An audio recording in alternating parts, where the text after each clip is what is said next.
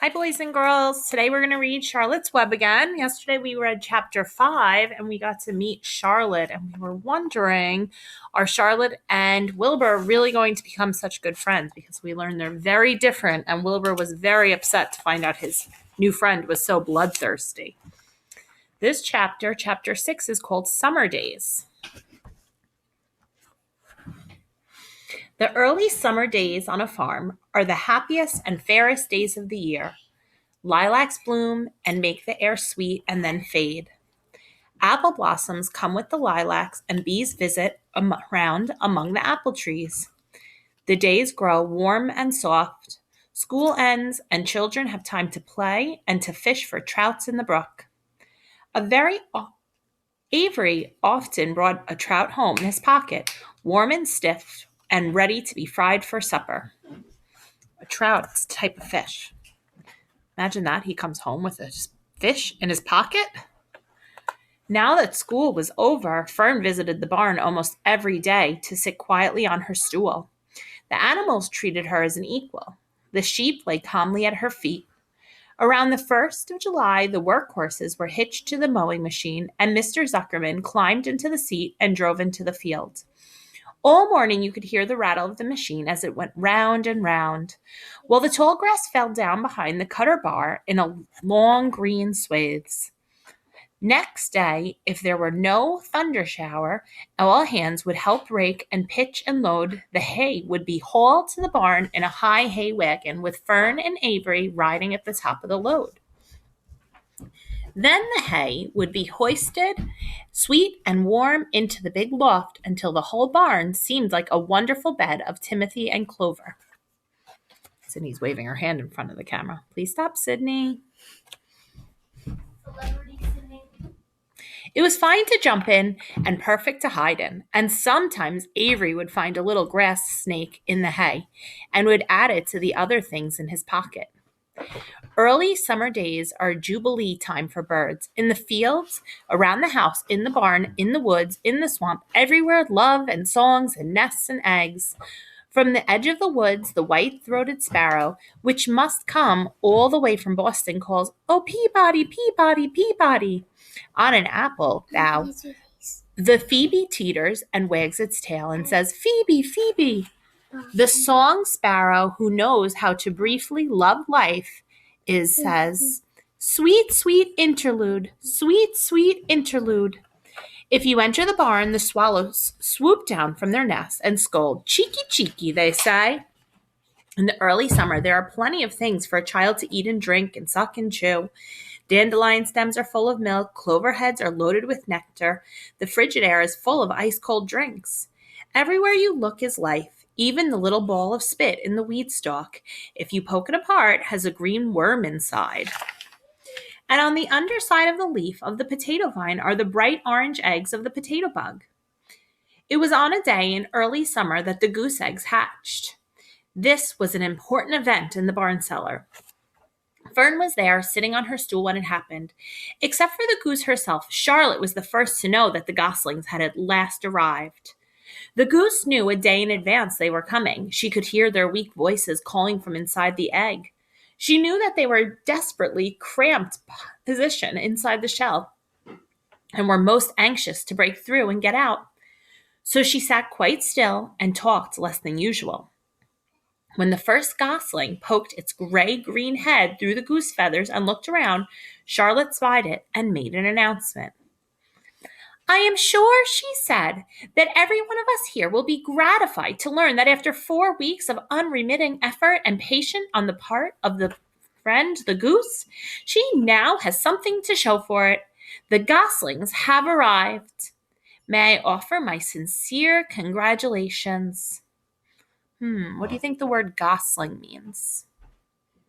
It says, "The goslings have arrived." Who just came? If you were thinking it is a baby goose, you are correct. "Thank you, thank you, thank you," said the goose, nodding and bowing shamelessly. "Thank you," said the gander. "Congratulations," shouted Wilbur. "How many goslings are there? I can only see one." "There are 7," said the goose. Fine, said Charlotte. 7 is a lucky number. Luck had nothing to do with this, said the goose. It was good management and hard work.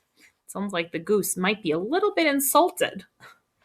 At this point, Templeton showed his nose from his hiding place under Wilbur's trowel. He glanced at Fern, then crept cautiously toward the goose, keeping close to the wall. Everyone watched him, for he was not well liked, not trusted. Look, he began in his sharp voice, you say you have 7 goslings. There were 8 eggs. What happened to the other egg? Why didn't it hatch? It's a dud, I guess, said the goose.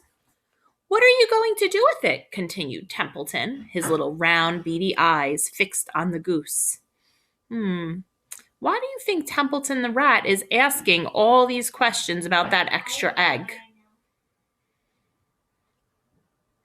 You can have it, replied the goose. Roll it away and add it to that nasty collection of yours.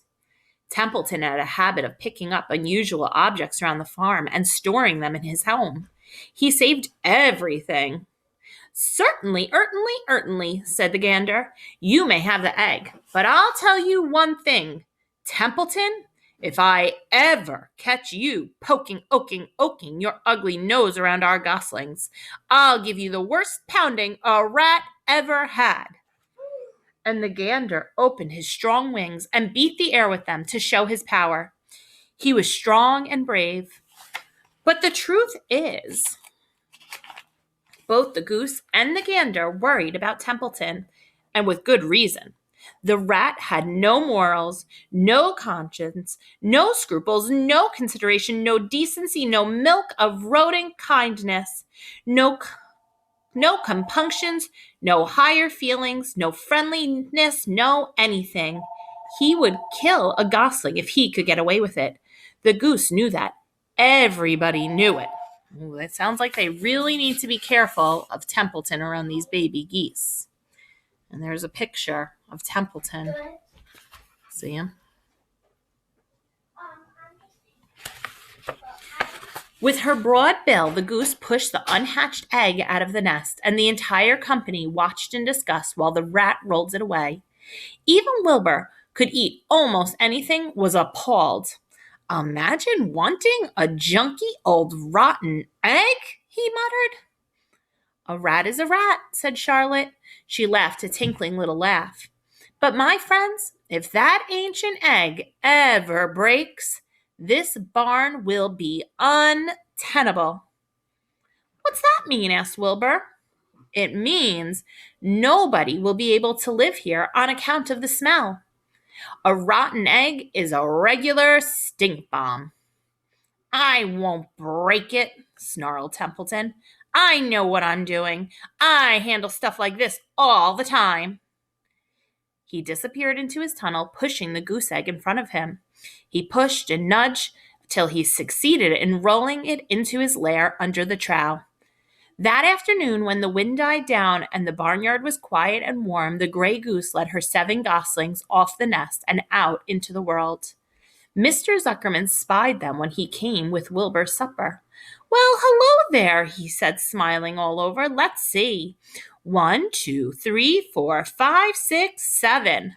7 baby geese. Now, isn't that lovely? I wonder what life on the farm is going to be like with the 7 baby geese around, or the goslings around now. And I'm a little worried about that rotten egg that Templeton's keeping. What about you? See you tomorrow when we read the next chapter. Bye, boys and girls.